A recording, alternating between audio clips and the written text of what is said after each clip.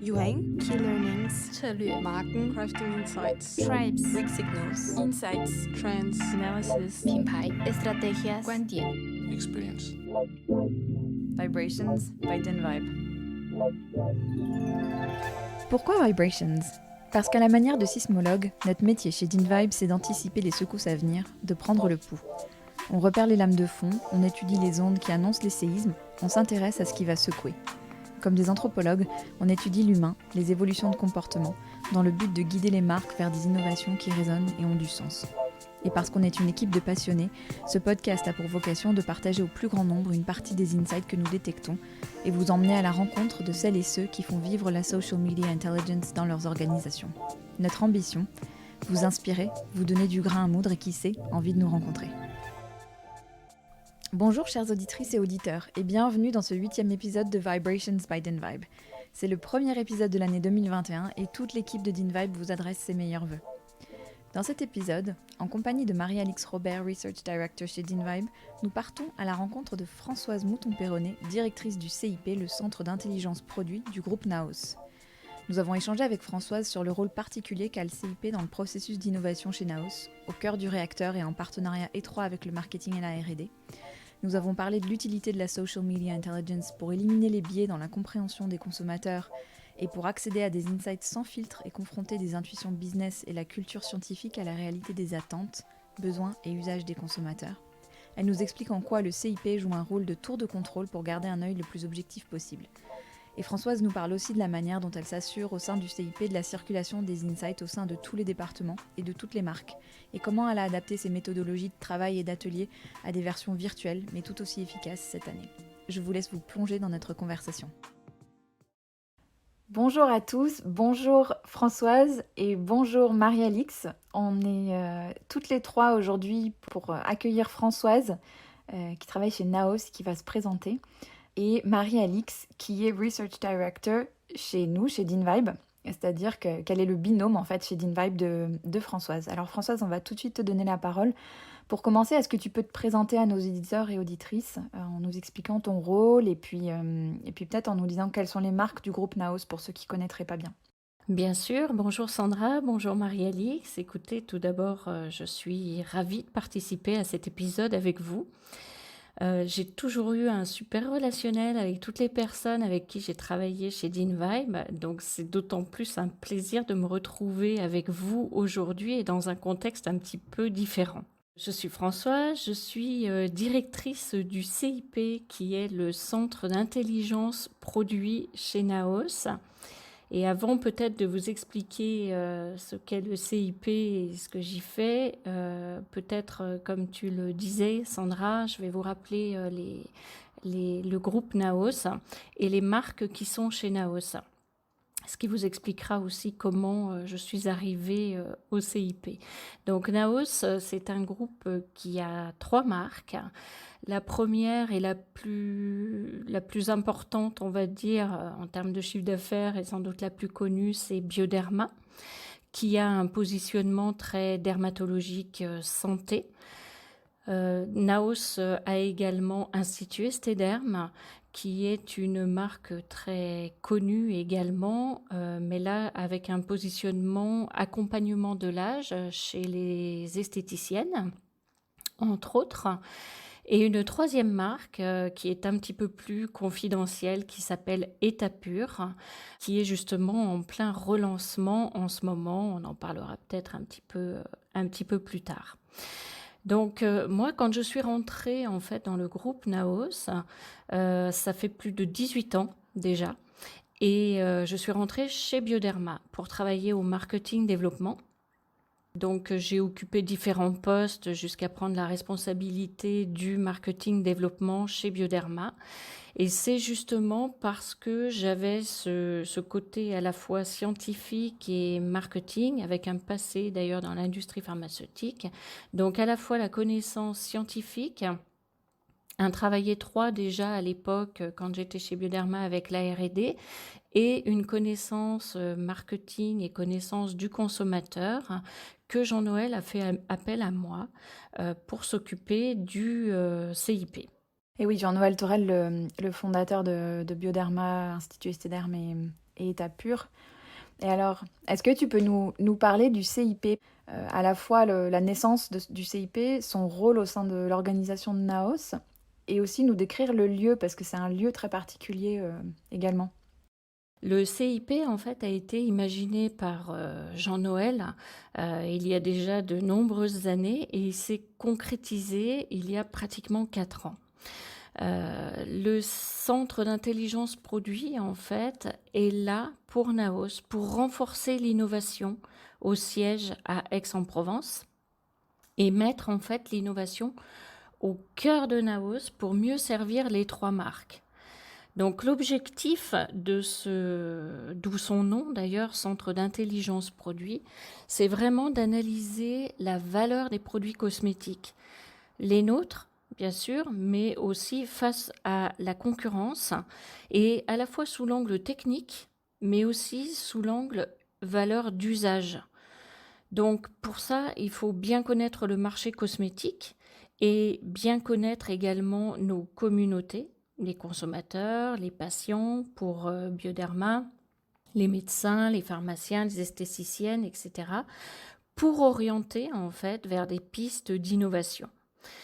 Donc le CIP est un service complètement indépendant des marques pour avoir vraiment un œil objectif. C'est un peu la tour de contrôle, œil objectif et pas vraiment marketing justement. Et c'est par la connaissance du marché et avec votre aide qu'on y arrive, entre autres, et avec un travail étroit aussi, bien sûr avec les marques, mais aussi beaucoup avec la R&D, les scientifiques. On est tout près des laboratoires de la R&D sur Aix, donc ça facilite les choses. Et comme tu le disais, ce lieu est vraiment très différent d'un bureau classique, bien sûr. C'est un immense espace de plus de 200 mètres carrés, avec un point bureau pour l'équipe CIP, mais aussi avec plusieurs espaces aménagés différemment où les équipes peuvent se retrouver pour travailler ensemble, réfléchir à des sujets communs, en ayant en fait à la fois les produits du marché sous les yeux, puisqu'on a un showroom produit. Donc on peut les prendre, les voir, les toucher, les tester, et c'est surtout un lieu d'échange. Tes clients internes, c'est vraiment la R&D et les marques, et vous vous retrouvez tous dans ce lieu qui permet le brassage de points de vue, d'approches. C'est un peu ça l'idée ? C'est tout à fait ça, c'est d'avoir ce lieu, parce que Bioderma est basé sur Lyon, Institut Estéderme sur Paris, la R&D État Pur sur Aix-en-Provence, donc c'est important d'avoir un lieu commun pour pouvoir échanger. Et alors, on sait que tu utilises une grande variété d'études en fonction de tes besoins. Comment la social media intelligence vient s'insérer dans ce portefeuille en quelque sorte d'outils ? À quel objectif ça répond et à quel moment interviennent ces études dans le processus de développement produit ? Tu as raison, je fais beaucoup d'études en fait très en amont, des études exploratoires, très en amont de la sortie des produits. Dans un premier temps déjà pour apprécier le niveau de connaissance dans une catégorie cosmétique, les besoins, les attentes et le social listening, je trouve pour moi est parfait parce que il élimine complètement les biais des questionnaires des études quali ou quanti classiques que j'avais l'habitude d'utiliser moi quand j'étais chez Bioderma, et quand j'ai découvert le social listening, j'ai eu outre une grande curiosité, mais vraiment j'ai découvert et apprécié ce qu'on pouvait y retrouver en éliminant justement ces biais et en regardant tout simplement les consommateurs. Et c'est ça notre but au CIP. Et outre connaître leur niveau de connaissance et savoir ce qu'ils utilisent comme produits, comment ils en parlent, etc., leurs remarques, leurs attentes, ça nous permet vraiment de détecter des signaux faibles. Et quand on travaille dans l'innovation, c'est ce qui est important. C'est pas seulement de connaître les besoins actuels, mais vraiment d'aller chercher, d'anticiper les signaux faibles. Et avec toutes vos équipes, c'est vraiment ce qu'on arrive à faire avec les études que je vous demande. Et puis, je dirais aussi quand même, ça nous permet d'avoir une vision mondiale rapide et bien faite, ou au moins sur plusieurs régions. Parce que c'est vrai que quand on commandite des études quali, c'est compliqué, c'est contraignant, c'est coûteux. Et avec le social media intelligence, c'est rapide et efficace. Donc c'est vrai que cette vision mondiale est quelque chose de très important pour moi, puisque on se doit de connaître le marché cosmétique partout dans le monde. Et tu disais, François, je me permets de rebondir du coup sur ce que tu disais là. Tu parlais des études des sujets en fait que vous traitez très en amont dans le process d'innovation. En fait, ça fait penser un peu à une image d'entonnoir finalement. On peut dire que les sujets sur lesquels tu nous sollicites sont finalement très très hauts, souvent tout en haut de l'entonnoir, assez large. On a vraiment une volonté de débroussailler des territoires. On a travaillé sur des choses assez larges comme l'anti-âge, comme l'acné, des choses comme ça. Comment est-ce qu'elles naissent en fait les idées de sujets sur lesquels tu nous interroges, et puis comment est-ce que vous priorisez, comment est-ce que vous sélectionnez ces sujets-là? Alors on a plusieurs sources. On peut partir tout simplement déjà du plan produit des marques, pour aller voir ce qui a déjà été plugué dans le plan. On travaille vraiment de façon très étroite avec le marketing. Donc on peut aller chercher des idées beaucoup plus rupturistes en fonction justement des évolutions des attentes de consommateurs, par exemple. Mais aussi au-delà du plan des marques, parce que ce n'est qu'une brique, on peut aller regarder en parallèle les pistes qui sont identifiées déjà par la R&D et voir s'il y a des rapprochements possibles, ou aller en identifier d'autres, parce que dans les études que vous réalisez, elles nous servent vraiment de socle de connaissances pour creuser certaines catégories de produits stratégiques pour Naos. Je pense, par exemple, aux études qu'on a fait cette année avec vous. On sait que l'hygiène pour Bioderma est quelque chose de très important. Donc, c'était important d'aller creuser cette catégorie-là, ou l'accompagnement de l'âge chez Institut Esthederm, ou même encore le solaire, la lumière, l'environnement. Tout ça, ce sont des études qu'on vous demande parce que ça nous permet de nous projeter sur l'hygiène de demain, ou quelle sera la future protection contre l'environnement. Et ça nous aide vraiment à trouver de nouvelles pistes de concept. On lit vraiment, en fait, à chaque fois, le marketing, la R&D et nous. Le CIP assiste également aux réunions stratégiques. Donc ça nous permet de rebondir et de capter des angles que la direction souhaite aller creuser, et du coup des études qu'on vous demande. Après, quelquefois, on a aussi des études qu'on vous demande qui nous ont servi à beaucoup plus court terme pour une aide dans des décisions stratégiques, par exemple. Je pense à l'étude Next Nasties qu'on vous avait demandé, qui était formidable pour voir où on en était, nous, en termes de formulation, et ce qu'il fallait pousser pour un futur proche. Et par rapport à tout ça, Françoise, comment tu te nourris au quotidien, au-delà des études? Qu'est-ce que tu lis? Comment tu t'inspires? Comment te viennent les idées? Alors, je crois qu'on peut tous avoir des sources d'inspiration au quotidien, parce qu'on fait tous de la veille au quotidien. Toute l'équipe du CIP, au-delà de moi, est en constante alerte sur tout ce qui se raconte, sur les catégories cosmétiques qui nous intéressent. On est abonné, bien évidemment, à des revues, qu'elles soient cosmétiques ou non.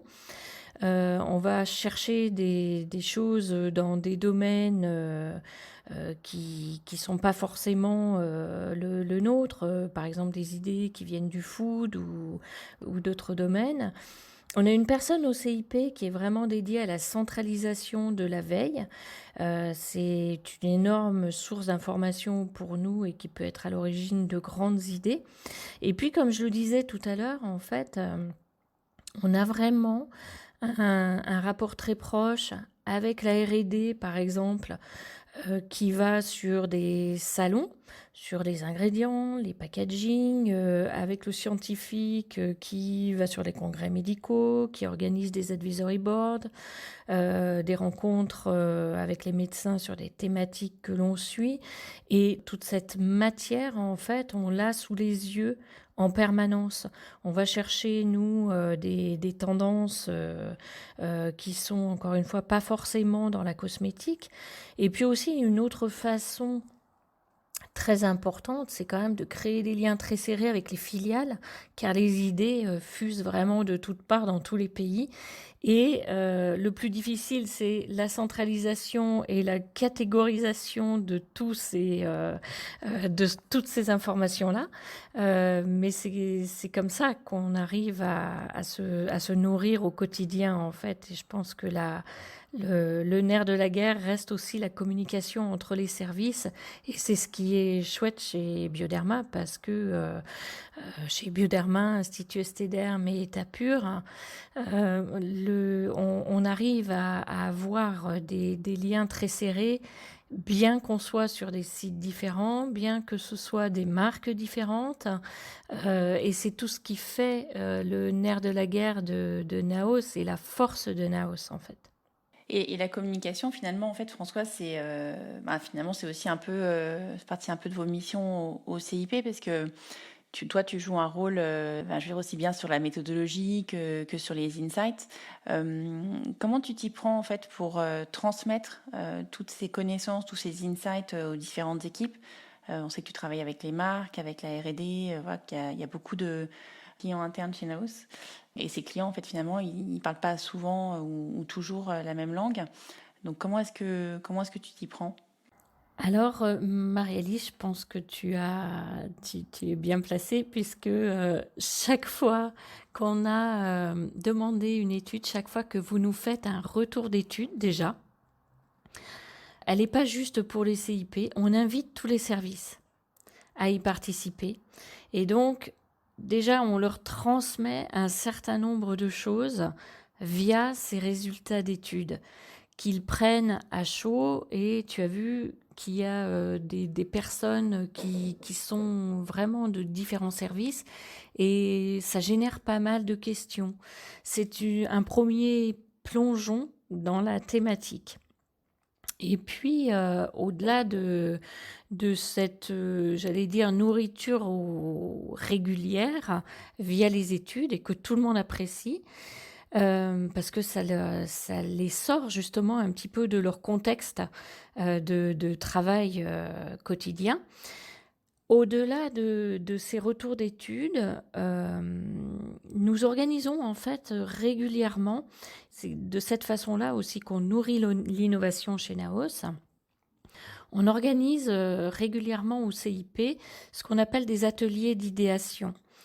Et en fait, beaucoup de ces études que vous avez réalisées nous ont servi vraiment de socle de connaissances pour initier ces ateliers d'idéation. Alors, ce sont des workshops, en fait, pluri-expertise que l'on organise. On invite une personne, par exemple, du développement formule, une personne du développement PAC, du pôle biologie, du pôle ingrédients, de l'industrie, des scientifiques, voire études médicales, etc. Et bien sûr, le CIP qui anime et qui organise ce workshop pose le socle au départ en extrayant les infos les plus pertinentes de vos études et qui nous semblent intéressantes pour aller chercher de l'innovation. On y ajoute nos analyses que l'on fait au quotidien. Et chaque pôle d'expertise vient avec sa propre analyse dans son domaine d'expertise. Et c'est en échangeant en fait ces informations et en s'immergeant dans une thématique qu'on arrive finalement le jour d'après, puisque c'est sur 2 jours, à ressortir des concepts qui sont vraiment sur un même sujet qu'on arrive à construire, parce que c'est en étant ensemble qu'on arrive à construire les plus grands projets. Et chacun apporte sa brique en fait. Et une fois qu'on a émis cette dizaine de concepts, par exemple, on sait que on fait d'abord des clusters d'idées, puis ça débouche sur des concepts. Et finalement, il y en a quelques-uns qui sont retenus et qui vont être travaillés, peaufinés, soit par la R&D, soit directement par les marques, parce qu'on sait très bien que dans l'innovation, c'est pas forcément toujours une grande innovation rupturiste avec une nouvelle voie de recherche. Ça peut être aussi l'innovation par le PAC, ça peut être l'innovation par un type d'étude qui a été fait, ou tout simplement une communication. Donc c'est vrai que d'avoir l'ensemble de ces experts réunis dans ce lieu du CIP nous fait avancer vraiment par grands bonds, parce qu'on a tous les éléments à disposition au même moment. Il y a quelque chose qui est vraiment intéressant aussi dans ton rôle, Françoise, au sein de Naos, c'est qu'il y a une culture scientifique qui est très forte chez Naos, qui est tout autour du concept d'écobiologie, qui est très cher au fondateur Jean-Noël Torel. Et ce que je trouve fascinant dans ton approche et dans ton rôle, c'est qu'on a l'impression que finalement, tu es là pour être la garante de la voix du consommateur. Et c'est un peu ce que tu disais en introduction aussi, mais pour mettre toutes les intuitions business, la culture scientifique à la lumière des insights conso. Est-ce que c'est comme ça que tu te perçois? C'est comme ça qu'on peut appréhender ton rôle? Je crois que tu l'as très bien résumé, oui. C'est exactement ça. C'était vraiment la volonté de Jean-Noël d'avoir quelqu'un au CIP qui ait cette connaissance consommateur, mais qui puisse en même temps s'appuyer sur les avancées technologiques, les idées de la R&D et des analyses finalement scientifiques très poussées. Donc tout le CIP s'est construit autour de ça, parce que avoir une grande idée scientifique, c'est bien, mais il faut la porter auprès du consommateur. Et c'est cette connaissance consommateur qui est peut-être la plus importante. En tout cas, c'est le début des grandes idées. Donc c'est exactement ça. Moi, je voulais rebondir sur un point que tu avais évoqué un peu plus en amont par rapport au social listening et le côté très international en fait, des études qu'on mène ensemble.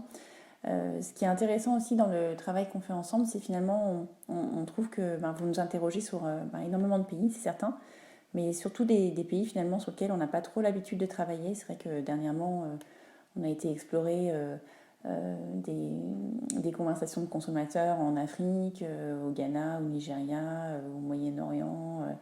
Comment est-ce que tu choisis ces pays-là et finalement, comment est-ce qu'ils sont impliqués en fait, dans le travail du CIP ?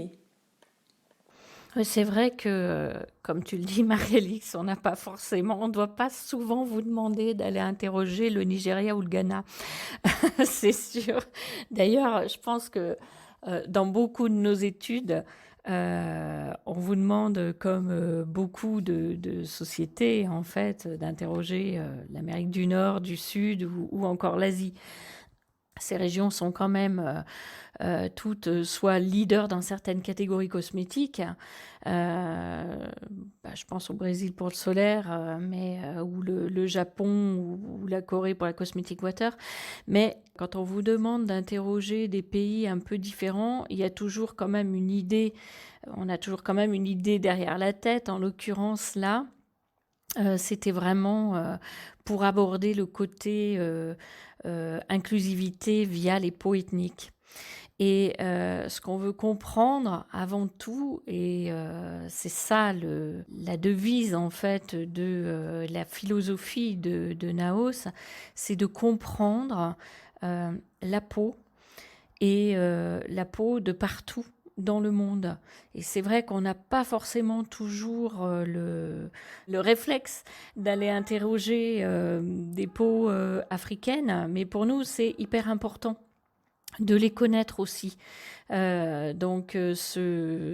demande, par exemple, avait été choisie vraiment pour répondre à une attente de notre marque État Pur.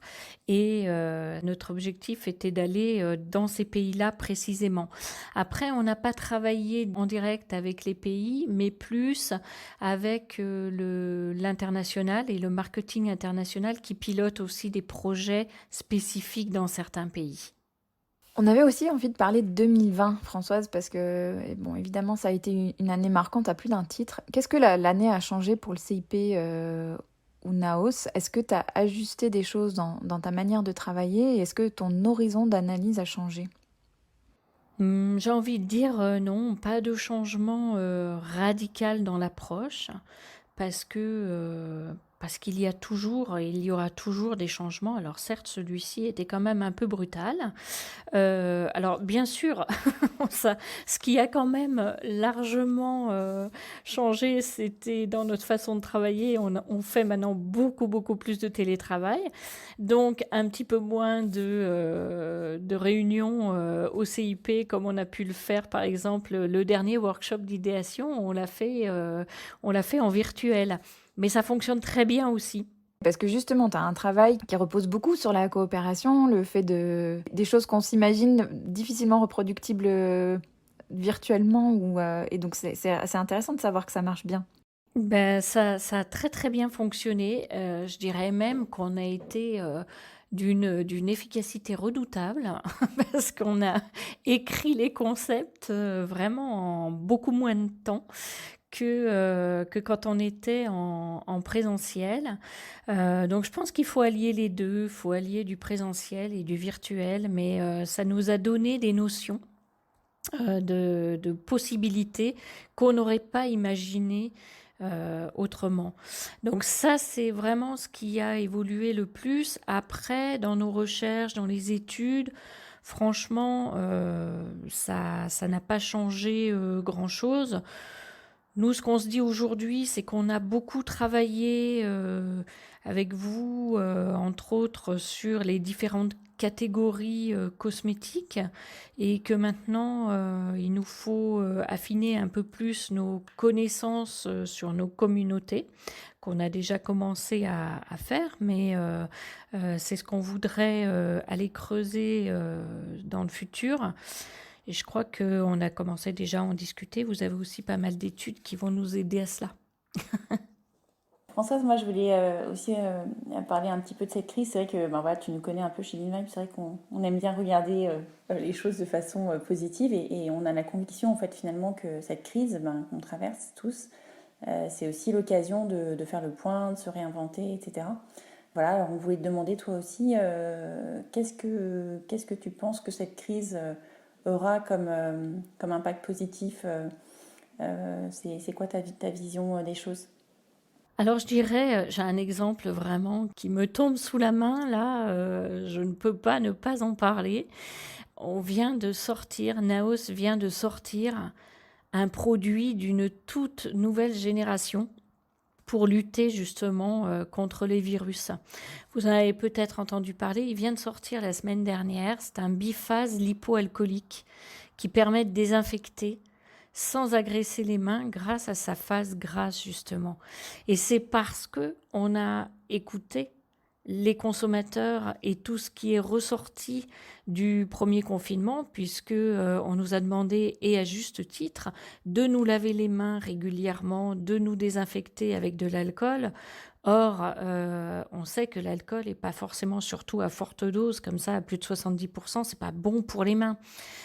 Pour la peau et c'est notre façon d'aborder les choses chez Naos, d'abord regarder ce qui se passe sur les mains avant d'aller inventer n'importe quel produit, sur les mains ou sur la peau plutôt. Et typiquement là, ça a été une vraie révolution dans l'usage en utilisant ces gels hydroalcooliques, et une idée a germé grâce à cette crise de déposer un brevet, puisque ça n'avait pas été fait, et de créer un produit avec un biphase lipoalcoolique. Donc je pense qu'il n'y a pas de plus belles innovations en fait qui sont sorties d'une telle crise. C'est vraiment ce brevet mondial, et ça c'est grâce à un travail d'équipe, et parce que aussi on a appris à travailler tous ensemble, et même si c'était à distance, tout s'est bien passé, et je trouve que c'est une très belle performance, et je vous donnerai cet exemple-là comme exemple de 2020 de façon de voir les choses. Voilà. Merci beaucoup à Françoise pour son partage d'expérience et cette plongée passionnante au cœur du centre d'intelligence produit du groupe Naos. Nous avons particulièrement apprécié ce qu'elle a partagé sur les ateliers d'idéation, la manière dont elle les mène et surtout comment elle les alimente grâce aux études, aux analyses des autres départements et aux liens serrés avec les filiales. C'est bien la connaissance consommateur qui est le début des grandes idées. Pour toute question ou pour échanger sur cet épisode, contactez-nous à l'adresse mail vibrations, @dynvibe.com. Merci à vous pour votre écoute et à très bientôt pour un nouvel échange avec un acteur des Insights. Pour en savoir plus sur DynVibe, retrouvez-nous sur www.dynvibe.com ou sur nos pages LinkedIn et Instagram. Et si vous avez aimé cet épisode, partagez-le avec vos amis et votre réseau. Vous pouvez aussi soutenir ce podcast en vous abonnant sur la plateforme de votre choix et en laissant un commentaire et des étoiles sur Apple Podcast. Cet épisode a été produit par le studio Encore, réalisé par Chloé Vibo et Jeanne-Marie Desnos. Merci et à très bientôt.